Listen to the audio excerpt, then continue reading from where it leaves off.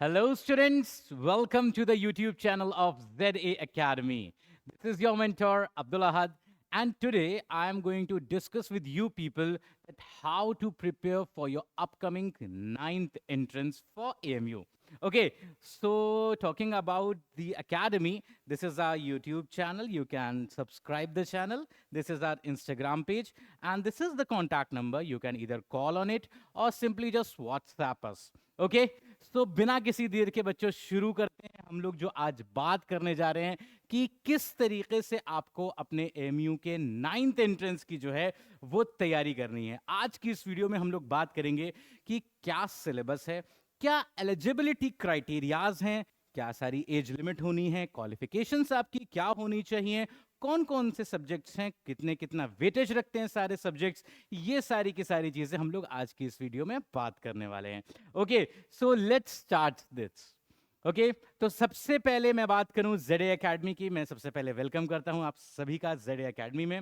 Okay, so here it is written that welcome to the complete guide on preparing for the upcoming AMU ninth entrance examination. Okay, so this particular presentation, what it is going to let you know, इसके समझने के बाद आप लोगों को क्या सारी चीजें मिलेंगी मैं बता दूं। नाइन्थ एंट्रेंस एग्जामिनेशन में आपको ये प्रेजेंटेशन में आपको बताया जाएगा कि क्या सिलेक्शन प्रोसेस है, क्या एग्जाम पैटर्न होता है, एलिजिबिलिटी क्राइटेरिया क्या है, कौन कौन से बहुत इंपॉर्टेंट टॉपिक्स हैं ये भी डिस्कस करा जाएगा, और कितनी सीट्स अवेलेबल हैं किन स्कूल्स में, क्योंकि स्कूल का है ये एग्जामिनेशन। तो इसमें क्या होता है बच्चे, अलग अलग दोनों चीजें होती हैं, यानी कि बॉयज के लिए अलग से होता है और गर्ल्स के लिए जो है वो अलग सीट्स की अवेलेबिलिटी होती है। ये सारी चीजें होती हैं। तो देखते हैं और क्या कह रहा है। And how ZA Academy supports your journey. तो ये आपकी जो जर्नी है for the upcoming ninth entrance, उसमें जेड एकेडमी आपको किस तरीके से असिस्ट करने वाला है, ये सारी चीजें हम लोग आज बात करेंगे। Whether you are a student or a parent, this will help you understand how to best prepare for the success. Okay, तो सिंपल ये स्टूडेंट्स के लिए भी है और उन स्टूडेंट के पेरेंट्स के लिए भी है कि किस तरीके से जेड एकेडमी का क्या स्ट्रेटेजिकल प्लान्स हैं कि आपके 9th एंट्रेंस को जो है वो क्वालिफाई करा जाए और किस तरीके से जो है वो करा जाए। Okay, let's move forward. Here we have first of all the selection process, यानी कि एमयू नाइन्थ एंट्रेंस में आपका सिलेक्शन प्रोसेस क्या होता है, हम लोग इसके बारे में सबसे पहले बात कर लेते हैं। तो यहां पे क्या बताया जा रहा है, यहां पे ये बताया जा रहा है कि the selection of AMU ninth admission is through the merit based admission test comprising two parts. यानी कि मेरिट बेस्ड एडमिशन टेस्ट, यानी कि एक एडमिशन टेस्ट होता है आपका, जिसमें आपके जो मार्क्स आते हैं उसके बेसिस पे आपको जो है वो जस्टिफाई किया जाता है, जजमेंट किया जाता है। किस तरीके से, अब ये जो होता है ये टेस्ट आपका दो पार्ट में होता है। फर्स्ट पार्ट आपका क्या है, वो है एक written test, that is worth of 85 marks, और दूसरा जो होता है वो इंटरव्यू का पार्ट होता है, वो 15 मार्क्स का होता है।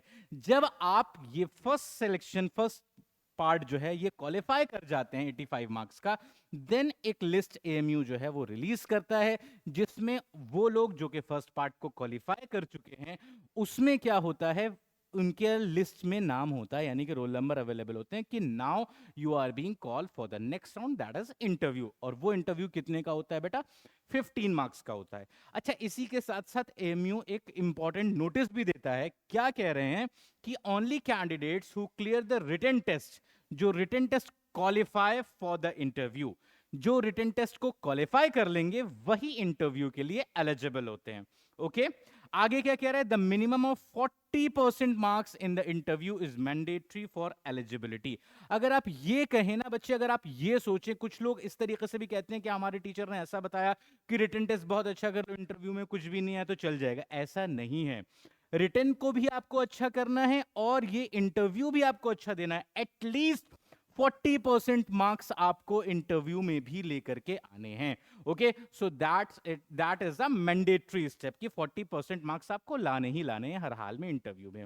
ओके, अगर अच्छा ये ऐसा एमयू ने क्यों करा है ऐसा, तो इसकी वजह यह है कि this two tier process ensures the best candidates are selected based on both knowledge as well as personal interaction. यानी कि फर्स्ट पार्ट आपकी नॉलेज को टेस्ट करता है और the second part is going to test your personal interaction. यानी कि आपके ऊपर आपको कोई टास्क दिया जाता है इंटरव्यू में, मैं भी डिस्कस करूंगा कि इंटरव्यू में भी क्या किस तरीके से आपको प्रिपेयर करना है सारी चीजें, तो वो चीज आप कैसे उसको काउंटर करते हैं, ये सारी चीजों के लिए जो है ये इंटरव्यू का प्रोसेस होता है। ओके, चलिए बच्चों, तो आगे चलते हैं, नेक्स्ट स्लाइड को देखते हैं। यहां पे हमने बात करी है किस चीज की, यहां पे बात करी गई है कि रिटन टेस्ट का स्ट्रक्चर किस तरीके का होता है। सर क्या स्ट्रक्चर होता है, कैसे ये चीज होती है, लेट्स सी। ओके, यहां पे क्या बता रहे हैं कि the written test has 85 objective questions that has been divided into two sections. दो सेक्शंस इसमें डिवाइड कर दिए गए हैं। सेक्शन 1 जो क्या होता है बेटा, इसके अंदर 25 क्वेश्चंस होते हैं बेस्ड ऑन दी लैंग्वेज। इसमें आपके पास इंग्लिश, उर्दू और हिंदी, ये तीनों चीजें होती हैं, 1 मार्क्स ईच। ये खास बात है, यानी कि 25 मार्क्स का सर फर्स्ट सेक्शन आपका ये होकर के तैयार हो गया। सेकंड की अगर हम लोग बात करें बेटा, सेकंड सेक्शन आपका होता है that is worth 60 marks.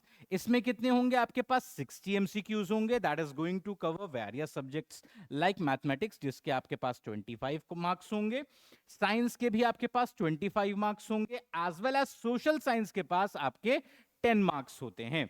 Okay, तो ये तीनों सब्जेक्ट्स का मिलाकर के कितना हुआ, यानी कि 60 मार्क्स हो गया, 25 ये हो गया, टोटल मिला के सर आपका कितना हो गया, ये 85 मार्क्स का रिटन टेस्ट हो गया। ओके, तो इस तरीके से ये आपको पैटर्न मिलता है किस चीज का, रिटन टेस्ट का। एक बहुत ज्यादा इंपॉर्टेंट खास बात क्या है बेटा, वो ये है कि in order to qualify for the interview candidates must secure at least 40% marks in the section 1 which is about language. यहां पर क्या होता है, बच्चे तैयारी करते हैं, बच्चे तैयारी करते हैं किस चीज की, सर मैथमेटिक्स की बहुत मेहनत करी हमने, बहुत चीजें सॉल्व करी, एनसीईआरटी सॉल्व कर लिया हमने, साइड बुक्स में आरडी लगा लिया, आरडी शर्मा है, आरएस अग्रवाल है, ये सारे सर लगा लिए हमने, और साथ ही साथ जो है वो एनसीईआरटी एग्जाम्पलर भी लगा दिए, पीवाईक्यूज भी लगा लिए, बहुत सारे क्वेश्चन सॉल्व करके बैठे हैं। इसी तरीके से साइंस में भी सर हमने बहुत सारी किताबों का इस्तेमाल किया, एनसीईआरटी ली, साइड बुक्स ली, नोट्स लिए हमने, एस चंद वगैरह सारे क्वेश्चंस जो है वो लगा करके बैठे हैं। सोशल साइंस में भी ये सारी चीजें हम लोगों ने करी, ठीक है। लेकिन यहां पर बिल्कुल ध्यान नहीं दिए कि अरे सर 25 मार्क्स का ही तो है, और इंग्लिश हिंदी उर्दू में है ही क्या, कर लेंगे हम। लेकिन नहीं बेटा, यही चीज होती है जिस जो आपको खा जाती है, ओवर कॉन्फिडेंस। ठीक है, तो ये 25 मार्क्स जो हैं ये भी बहुत ज्यादा इंपॉर्टेंट हैं। क्यों है, क्योंकि यहां पर एएमयू ने क्राइटेरिया रख दिया कि अगर आपके 40% मार्क्स यहां पर नहीं आ रहे हैं तो भले ही आपने इसमें सेक्शन 2 में मान लीजिए कि आप 60 में से 60 भी ले आए, आपकी कॉपी चेक ही नहीं करी जाएगी अनटिल एंड अनलेस कि 25 के 40% मार्क्स आपके नहीं आ जाते हैं सेक्शन 1 यानी कि लैंग्वेज में। Okay, so it is very important कि आपके यहां पे भी अच्छी चीजें हों, अच्छे मार्क्स हों, और यहां पे भी अच्छे मार्क्स हों। इन दोनों सेक्शन को मिला करके फिर आप रिटन टेस्ट को क्वालिफाई करते हैं, जिसका कट ऑफ अलग अलग जाता है। इस साल अराउंड 65 टू 68 के आसपास एक्सटर्नल का कट ऑफ गया था। ओके, इस साल मतलब कि ये अभी जो सेशन गया है 2025-26 वाला ये, and now you are preparing for 2026 and 27 session. Okay, तो इस वजह से मैंने यहां पर आपको ये बता दिया। अच्छा, अब एक खास बात क्या है कि ये ऐसा क्यों किया गया है, क्योंकि this careful balance test language proficiency alongside the core academic skills. AMU ने इस वजह से किया है क्योंकि दोनों की चीज में बैलेंस रहे, यानी कि लैंग्वेजेस में भी आपको अच्छी कमांड हो और साथ ही साथ आपकी एकेडमिक स्किल्स जो हैं वो भी टेस्ट हो जाती हैं। Okay, so I hope the things are clear in this particular slide. Let's move forward for the next one. Here I have discussed the important topics and chapters for the preparation. यानी कि जो हम लोगों ने दो sections देखे जिसमें language भी थी, लैंग्वेज में मेनली इंग्लिश में बच्चों को अक्सर दिक्कत हो जाती है, तो इंग्लिश, हिंदी और उर्दू लैंग्वेजेस में क्या क्या आपको ध्यान देना है, आपको रीडिंग कॉम्प्रिहेंशन पे ध्यान देना है। तीनों के अंदर आपको जो है वो रीडिंग कॉम्प्रिहेंशन देखने को मिलता है। ठीक है, एक पैराग्राफ दे दिया जाता है, related to that particular paragraph you are suppose to get the questions and you have to give the answers. ठीक है, इसी के साथ साथ you have the second portion of grammar. Grammar में आपके पास टेंसेस होते हैं, पार्ट्स ऑफ स्पीच होते हैं, और यही सारी चीजें क्या कहते हैं, सिमिली है, मेटाफर है, नाउन प्रोनाउन फलाना ढिमकाना, सारी चीजें जो इंग्लिश में होती है या इसी तरीके से उर्दू में भी होती हैं कि इसम है, जमीर है, फेल है, एटसेट्रा, ये सारी चीजें होती हैं। और हिंदी में भी आपके पास जो है वो सर्वनाम वगैरह ये तमाम चीजें होती हैं। तो you have to go with this. Vocabulary and sentence formation ये भी तीनों में आता है, ये बहुत इंपॉर्टेंट चीज है। और राइटिंग स्किल्स में paragraph as well as letter writing, ये क्या है कि ये इस तरीके से ये बहुत कॉमन सी चीज है, ठीक है ना। पैराग्राफ और लेटर राइटिंग वगैरह लिखने को नहीं आता है, लेकिन कभी कभार क्या करेगा कि आपको मतलब कि कोई पर्टिकुलर चीज दे देता है कि हाँ भाई यहाँ पे सबसे पहले स्टार्ट किससे होता है, मान लीजिए लेटर जो स्टार्ट होता है वो किससे होता है, तो भाई सेंडर्स एड्रेस से होता है कि रिसीवर एड्रेस से होता है कि सब्जेक्ट से होता है कि डेट से होता है, ये चार ऑप्शन दे दिए आपको, ठीक है। तो मुझे कमेंट सेक्शन में बताइएगा जो मैंने भी क्वेश्चन बोला है इसका आंसर क्या होगा, correct answer. Okay, let's move forward. Science की अगर बात करें तो साइंस में आपके पास यहां पर तीन सब्जेक्ट्स में बाइफर्केशन हो जाता है, physics, chemistry as well as biology. यहां पर मैं आपको बताऊं, अगर फिजिक्स की बात करी जाए तो कुछ इंपॉर्टेंट चैप्टर्स जैसे कि मोशन है, फोर्स है, एनर्जी, इससे हर बार क्वेश्चन देखने को मिलता है, मतलब कि एक दो क्वेश्चन हर बार देखने को मिल जाता है। केमिस्ट्री की अगर बात करी जाए तो बेसिक्स से ज्यादातर सवाल होते हैं, यानी कि एलिमेंट्स है, कंपाउंड्स है, इससे रिलेटेड जो है वो सवाल होते हैं, रिएक्शन से सवाल होते हैं थोड़े बहुत। बायोलॉजी की अगर बात करी जाए बेटा, तो प्लांट्स एंड एनिमल साइंसेस के साथ ही साथ बायोलॉजी में और भी क्या आ जाता है, एनवायरमेंटल साइंसेस के प्रिंसिपल्स भी आ जाते हैं, ये भी बायोलॉजी के पोर्शन में आते हैं।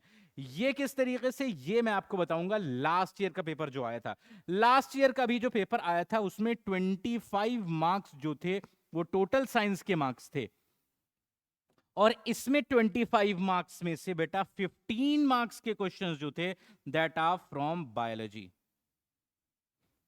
ये बायोलॉजी से थे। और बाकी के 10 क्वेश्चंस जो थे वो फिजिक्स और केमिस्ट्री दोनों को मिला करके थे। तो बायोलॉजी का आपका पोर्शन इसमें अच्छा खासा होता है, वास्ट पार्ट होता है, that is going to be covered by me. Okay, तो यहां पर ये सारी चीजें होती हैं।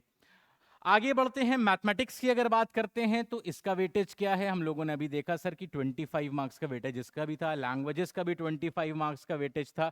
ये तीनों चीजें हम लोगों ने 25 मार्क्स की हम लोगों ने देखी। मैथमेटिक्स में आपके जो है वो नंबर सिस्टम है, इंटीजर्स है, इससे अच्छे खासे क्वेश्चन होते हैं, ज्योमेट्रिकल बेस्ड क्वेश्चंस होते हैं, लाइंस, एंगल एंड ट्रायंगल्स वगैरह से, अलजेब्रा से क्वेश्चन होते हैं, और most important questions are from mensuration as well as data handling. Data handling को आप बहुत हल्के में लेते हो, लेकिन डेटा हैंडलिंग को जो कुछ ऐसे क्वेश्चन होते हैं जो वाकई घुमा देते हैं, so you have to be very attentive. यहां पर जिस तरीके से क्वेश्चंस करवाए जा रहे हैं वैसे ही क्वेश्चंस जो है ऑलमोस्ट आपके एग्जाम में उठ करके बेटा आ जाते हैं। Okay, so you have to be very accurate कि क्या चीजें क्लास में पढ़ाई जा रही हैं, टेस्ट में क्या क्या दिया जा रहा है, डीपीटीज में क्या क्या दिया जा रहा है, ये सारी चीजें आपको जो है वो बहुत अच्छे से बहुत ध्यान से पढ़नी है। सोशल साइंसेस के बारे में बात करी जाए तो हिस्ट्री, ज्योग्राफी और सिविक्स, ये तीन चीजें आपके पास मौजूद होती हैं। हिस्ट्री में जो मेन क्वेश्चंस आते हैं they are from the important events as well as timelines. Geography में मैप और एनवायरमेंट से रिलेटेड क्वेश्चंस आपको देखने को मिलते हैं ज्यादातर, और पॉलिटी में आपके पास Indian government as well as constitution basics से ये सारे क्वेश्चंस आपको मोस्ट एक्सपेक्टेड क्वेश्चंस ये रहते हैं इन टॉपिक से। तो यहां पर मैंने आपको बता दिया है, ये चाहिए तो मैं इस तरीके से हटा दूं इसको, आप चाहें तो इसका स्क्रीनशॉट ले सकते हैं बच्चों, ताकि ये सारी चीजें आपको मिल जाए कि हाँ ये इंपॉर्टेंट टॉपिक्स या फिर इंपॉर्टेंट चैप्टर्स हैं जिनको आपको बहुत ज्यादा फोकस रखना है। ओके, लेट्स मूव फॉरवर्ड, आगे देखते हैं क्या बात हो रही है। आगे बात होती है किस चीज की, एलिजिबिलिटी क्राइटेरिया क्या है, कि सर हम एलिजिबल हैं कि नहीं उस चीज को देने के लिए, एएमयू के इस 9th के एंट्रेंस को देखने के लिए। तो इसमें क्या है कि एज की अगर बात करी जाए बेटा, तो आपकी एज कितनी होनी चाहिए सर, बिटवीन 13 टू 15 ईयर्स आपकी एज होनी चाहिए। कब, एज ऑन March 31, 2026, ठीक है। यानी कि अगर डेट ऑफ बर्थ की अगर बात करी जाए तो आपकी डेट ऑफ बर्थ जो होती है वो April 1, 2011 से लेकर के March 31, 2013 के बीच में लाई करनी चाहिए। अगर इन दोनों के बीच में लाई कर रही हैं तब तो ठीक है, अगर नहीं लाई कर रही हैं तो आई एम सो सॉरी बच्चे, you are not eligible for applying in this particular AMU 9th entrance, you can try on later. Qualifying examination की अगर बात करी जाए तो क्लास 8 जो है वो आप पास आउट होने चाहिए किसी भी अच्छे रिकॉग्नाइज्ड स्कूल से, मतलब आपके पास एक क्लास 8 की मार्कशीट होनी चाहिए। ओके, और सिलेबस की अगर बात करी जाए कि क्या सिलेबस होता है सर इसका, तो जो सिंपल एनसीईआरटी की जो बुक होती है, यानी कि सीबीएसई के करिकुलम के हिसाब से क्लास 8 की एनसीईआरटी की जितनी भी बुक्स हैं, वो चाहे मैथ्स की हो, चाहे एसएसटी की हो आपकी, चाहे साइंस की हो, इंग्लिश, हिंदी, उर्दू, किसी भी चीज की हो, वो सारी की सारी एनसीईआरटी की ही बुक से ही आपके क्वेश्चन सारे के सारे रहेंगे। ओके, अब इसकी वजह से ये क्या है, क्यों ऐसा रखा गया कि these ensure these criteria are met before the applying to avoid the rejections. ये बात कही गई है कि मतलब कि ये सारे क्राइटेरिया आप लोग जो है वो पहले से अपनी चेकलिस्ट बना करके रखें कि हाँ ये सारी चीजें हमारे पास हैं कि नहीं है, ये सारी चीजें आपके पास हैं, so you can simply apply for the AMU in 9th entrance whenever the form is going to be live. Okay, तो मैंने आपको यहां पर इसके बारे में भी बता दिया, एलिजिबिलिटी क्राइटेरिया के बारे में भी बता दिया। ओके, तो आगे बात करते हैं हम लोग कि सर किस किस के लिए कितनी कितनी सीट्स अवेलेबल हैं। ठीक है, तो जैसा कि मैंने वीडियो के स्टार्टिंग में ही आपको बताया था कि सेपरेट स्कूल्स हैं किस चीज के लिए, बॉयज के लिए एज वेल एज गर्ल्स के लिए। तो बॉयज के पास यहां पर 3 स्कूल अवेलेबल होते हैं। ठीक है, एसटीएस स्कूल है यानी कि मिंटो सर्किल के नाम से जो जाना जाता है, उसमें 90 सीट्स अवेलेबल हैं। आरएमपीएस यानी कि सिटी स्कूल के नाम से जो जाना जाता है, इसमें भी 90 सीट्स हैं। और एएमयू एबी की हाई स्कूल के अंदर भी 9 सीट्स हैं। यानी कि बॉयज की अगर बात करी जाए, so they total have 270 seats. Okay, girls की अगर बात करी जाए तो यहां पर सिर्फ और सिर्फ 2 स्कूल्स हैं बेटा। एक एएमयू गर्ल्स स्कूल है जिसके अंदर 90 सीट्स हैं, और एएमयू एबी के गर्ल्स हाई स्कूल है जिसके अंदर भी 90 सीट्स हैं। ओके, तो गर्ल्स के लिए आपके पास टोटल 180 सीट्स अवेलेबल होती हैं। बॉयज के पास 270, गर्ल्स के लिए 180 सीट्स अवेलेबल है। Seats allocation is balance but competitive, early preparation and strong performance are crucial.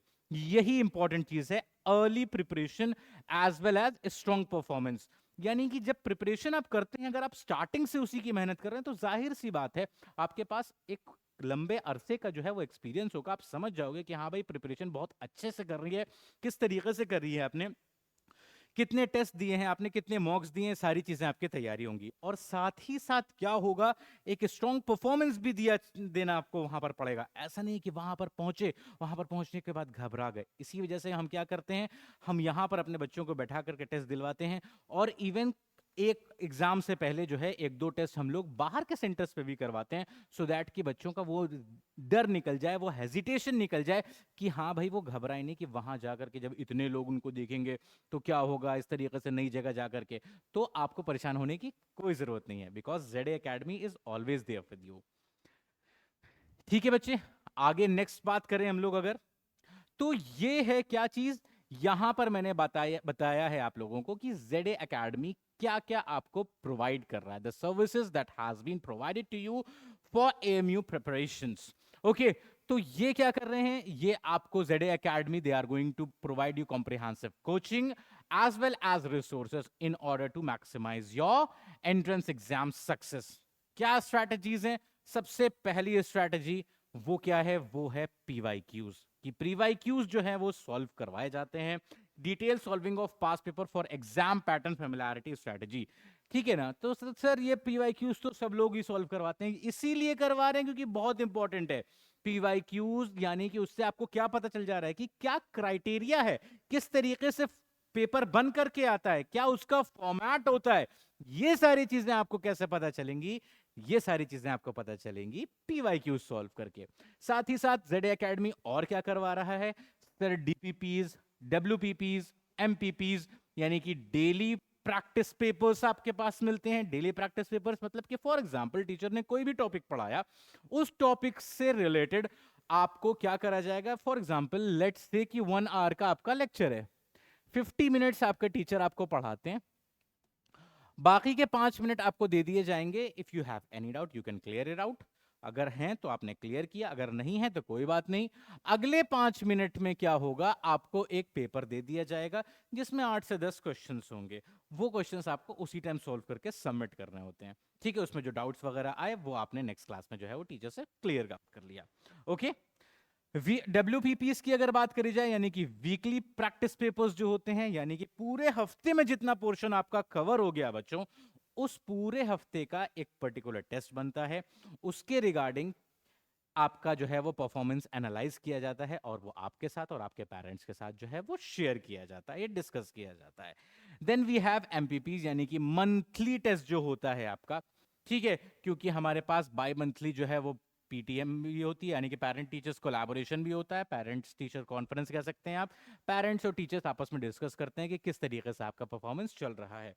Okay, यही अगली बात मैं ये कर रहा था कि रेगुलर पेरेंट टीचर्स कॉन्फ्रेंसेस, यानी कि पेरेंट्स को आपका, क्योंकि आपके बच्चे छोटे होते हैं क्लास 9th में, आपको पेरेंट्स ये सारी चीज़ें जो है वो रेगुलर उनका देखना रहता है कि हाँ भाई कितना उन्होंने सक्सेस करा, कितना गेन कर रहे हैं, कितना पढ़ रहे हैं, क्या उनकी रैंक आ रही है, क्या कर रहे हैं, ये सारी चीज़ें। और अगर बच्चा अगर कहीं कमज़ोर पढ़ रहा है तो क्यों पढ़ रहा है, ये सारी चीज़ें जो है वो डिस्कस होती हैं हमारी पीटीसी में। Okay, updates on progress as well as personalized guidance for students as well as parents. Last but not the least, we have performance analysis. That is the continuous evaluation to identify strength and areas needing improvement. यानी कि ये सारी चीजों को analyse किया जाता है कि बच्चा कहाँ वीक हो रहा है, अगर कहीं वीक हो रहा है तो क्यों हो रहा है, क्या रीजन है उसका, ये सारी चीजें एनालाइज करी जाती हैं और पेरेंट्स के साथ डिस्कस करी जाती हैं, ठीक है, कि किस तरीके से हम लोगों को मिलकर जो है उस बच्चे का एंट्रेंस क्वालिफाई करवा सकते हैं, क्योंकि ये सिर्फ टीचर्स का काम नहीं है, पेरेंट्स का कोलैबोरेशन बहुत ज्यादा जरूरी होता है। Okay, let's move forward. अब क्या बात आती है कि how to use PYQs effectively. जो मैं पीवाईक्यूज की बात कर रहा था, तो उसमें यही चीज है कि सबसे पहले चीज क्या है, यानी कि ये रिवील कर देता है कि कौन से फ्रीक्वेंटली आस्क्ड क्वेश्चंस हैं, किस टाइप के क्वेश्चंस हैं, या किस टॉपिक्स से जो है वो चीजें आ रही हैं। जैसे मैंने अभी कुछ टॉपिक्स बताए, तो वो टॉपिक्स कहां से आए, वो टॉपिक्स एनालाइज करके आया, 10 साल के पुराने पेपर को मैंने एनालाइज किया, उसके बाद वहां से निकाल करके बताया कि हाँ ये टॉपिक्स आपके आए। Although social science last year से ही आया है, तो उसमें जो चीजें थी उसी के बेसिस पे बताया है, बाकी 10 साल के पेपर्स आपके जो है वो एनालाइज। तो यहां पर आपके मेंटोर्स आपके लिए इतनी शिद्दत से काम करते हैं, एक एक चीज जो है वो वर्क करते हैं। Okay, help build confidence and speed in answering, यानी कि जब पीवाईक्यूज हैं तो उसमें कुछ रिपीट भी होते हैं क्वेश्चंस, ठीक है, अब रिपीट होते हैं तो आपकी स्पीड बढ़ेगी, कैसे, क्योंकि ऑलरेडी फेमिलियर होंगे आप उस क्वेश्चन से। अब देखिए पीवाईक्यूज का फायदा क्या हुआ, listen to me. For example, mathematics की अगर हम लोगों ने बात करी, मैथमेटिक्स में आपके क्या आ रहे हैं सर 25 क्वेश्चंस, ठीक है, आपने क्या करा, आपने सिर्फ 10 साल के पेपर को बहुत अच्छे से रिवाइज करा, 10 साल के पेपर को, यानी कि आपने इतना कर लिया तो आपके पास अराउंड 250 क्वेश्चंस आपके पास बहुत अच्छे से जो है वो रेडी हैं, तैयार हैं। ऐसे इतना ज्यादा सॉल्व कर लिया, कहते हिव्स कर लिया आपने, इतना ज्यादा सॉल्व किया कि याद हो गया, क्वेश्चन देखा कि अरे यार इसका तो ये आंसर है, इतनी बार आपने सॉल्व कर लिया पीवाईक्यूज को, और इसमें टाइम भी नहीं लगता ज्यादा। तो 25 क्वेश्चंस और 250 क्वेश्चंस आपके तैयार हैं, ठीक है। अब मान लीजिए कि आपका टेस्ट होता है, और इस टेस्ट में क्योंकि अक्सर ऐसा होता है कि हाँ भाई उस तरीके के क्वेश्चंस रिपीट होकर के आ जा रहे हैं या कंसेप्ट से आ जा रहे हैं, तो अगर 250 में से मैं कह रहा हूं सिर्फ और सिर्फ 10 क्वेश्चंस भी आपके अगर रिपीट कर जा रहे हैं, 250 क्वेश्चंस में 10 रिपीट कर सकते हैं, कोई बड़ी बात नहीं है। तो एक बच्चा जिसने पीवाईक्यू नहीं लगाया है वो स्टार्ट कर रहा है 0 से, उसके स्टार्टिंग में कितने 0 मार्क्स हैं, लेकिन आपने जिसने पीवाईक्यूज को बहुत अच्छे से सॉल्व किया है, आपके क्या है बेटा, ऑलरेडी +10 मार्क्स से आप स्टार्ट कर रहे हैं। तो ये फायदा होता है मेरे बच्चों किस चीज का, पीवाईक्यूज को सॉल्व करने का, इसीलिए इस पे सबसे ज्यादा ध्यान दिया जाता है। साथ ही साथ और क्या होता है, show trends in difficulty level and format changes, यानी कि पीवाईक्यूज आपको बता देता है कि हाँ डिफिकल्टी लेवल की क्या ट्रेंड है, क्या चेंजेस हो रहे हैं, फॉर्मेट में अगर कोई चेंज आ रहा है, तो ये सारी चीजें आपको जो है वो उसी से पीवाईक्यूज से पता चल जाती हैं। Practice PYQs under timed condition regularly and analyse mistakes carefully, सबसे खास बात यही होती है। बच्चे अक्सर क्या कहते हैं, सर हाँ पीवाईक्यू तो लगाया था, पीवाईक्यू ऐसे नहीं लगाया जाता है। पीवाईक्यू लगाने के लिए क्या होता है, टाइमर सेट करना होता है। आप बैठ गए 10 बजे से मेरे को बैठना है सर, आपने टाइम इस तरीके से लगा दिया, 10 बजे आपने अपनी क्लॉक स्टार्ट कर दी, 12 बजे आपने उसको बंद कर दिया, अगर 12 बजे वो स्टॉप वॉच रुक गई है, इस तरीके से उसने अलार्म ने क्लिक कर दिया, तो आपने पेन डाउन कर दिया, भले ही आपके क्वेश्चन छूट रहे हैं, तो धीरे धीरे क्या होगा, जब इसी चीज को प्रैक्टिस करते रहेंगे तो वो 2 घंटे में आपका आसानी से होता चला चला जाएगा।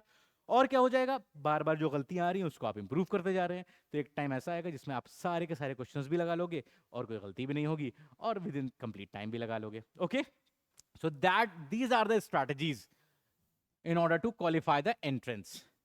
नेक्स्ट बेटा आगे बात करते हैं हम लोग। तो एंट्रेंस टेस्ट आपने क्वालिफाई कर लिया, उसके बाद आपके पास आता है इंटरव्यू की स्टेज।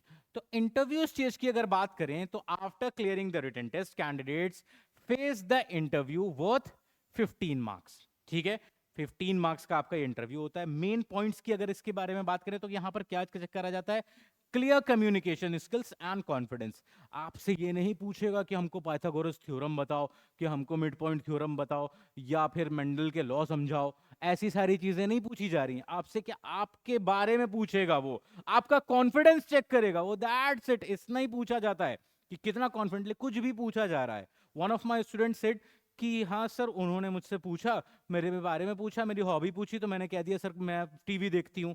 तो उन्होंने पूछा कि क्या देखते हो, मैंने कहा कार्टून देखती हूँ। तो वो लोग हंसने लगे, कौन सा कार्टून देखती हो, तो डोरेमोन देखते हैं। तो इस तरीके से, बट शी आंसर्ड कॉन्फिडेंटली और उसका हो गया। ठीक है, तो यही सारी चीजें पूछी जाती है, बट आपका कॉन्फिडेंस चेक किया जाता है। दूसरी चीज कुछ जो पूछा जाता है वो है awareness of your academic interest and hobbies. जैसे कि मैंने बताया कि एकेडमिक इंटरेस्ट, कौन सा सब्जेक्ट आपको सबसे ज्यादा पसंद है, आपकी हॉबीज क्या है, इस तरीके के क्वेश्चन आपसे पूछे जाते हैं इंटरव्यू में। Good general knowledge and current affairs basics, यानी कि आपने जैसे मान लो जो हॉबी बता दी, तो ऐसे नहीं पूछा जा रहा है कि हाँ भाई कौन जो है वो अभी जो है वो क्या कहते हैं मून पे गया था, या ऐसे वैसे इस तरीके की चीजें नहीं। नॉर्मल पूछा जा रहा है आपकी हॉबी क्या है, भाई फुटबॉल है, तो फुटबॉल में कौन सा सबसे अच्छा प्लेयर है, ये है। अच्छा, इसने कौन सा वर्ल्ड कप जीता है, या कौन सा बड़ा अवार्ड जीता है, तो इस तरीके की चीजें जो है वो पूछी जाती हैं। अगली चीज politeness, positive body language and punctuality. ये सारी चीजें जो है आपकी वो चेक करी जाती हैं। खास चीज जो मैं पहले ही बता चुका था कि 40% मार्क्स आपको यहां पे भी स्कोर करना बहुत ज्यादा जरूरी है, okay, in order to finalise for the selection. And ZA Academy offers mock interview to boost your readiness. यानी कि ZA Academy में क्या करा जाता है, आपका जब टेस्ट क्वालिफाई हो जाता है तो आपको क्या करा जाता है, इंटरव्यू के लिए तैयार भी करा जाता है। और यही नहीं, बीच बीच में भी आपको जो है वो मॉक इंटरव्यूज करवाए जाते हैं, सो दैट कि अगर आप पूरे साल उस चीज की तैयारी करते रहेंगे, so you will be very confident, और आप आसानी से जाकर के इंटरव्यू दे दोगे, क्योंकि सर मुझे तो आदत है इस बात की। ओके, तो these are the things ZA Academy offers you people. Last but not the least, हम लोग समराइज कर ले रहे हैं, हम लोगों ने क्या बातें करी आज और क्या नेक्स्ट स्टेप आपको लेने हैं। समराइज करने की अगर बात करें, we have understand the test structure and eligibility criteria. ठीक है, ये सारी चीजें हम लोगों ने देखी कि क्या कहते हैं टेस्ट स्ट्रक्चर क्या है, एलिजिबिलिटी क्राइटेरिया क्या है, ये सारी चीजें देखी। फोकस किया हम लोगों ने इंपॉर्टेंट चैप्टर्स सारे सब्जेक्ट्स के।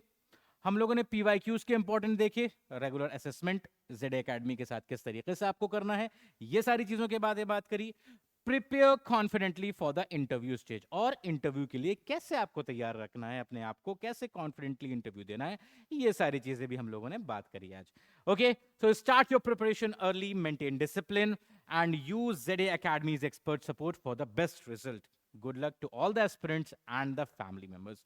Now the next step that you need to do, if you are interested in getting the coaching, or if you want to enroll in AMU, okay, you want your admission to be done, what you need to do, you have to just directly contact us on this particular number, 7668133310.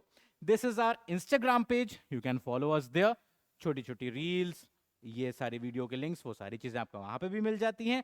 And do follow us on YouTube, this is our YouTube channel. YouTube पे आपको सारी की सारी videos मिलेंगी, जिसमें किस तरीके से कैसे कैसे क्या क्या प्रिपेयर करना है। ये आज पहली वीडियो थी कि how are you going to prepare for your 9th entrance.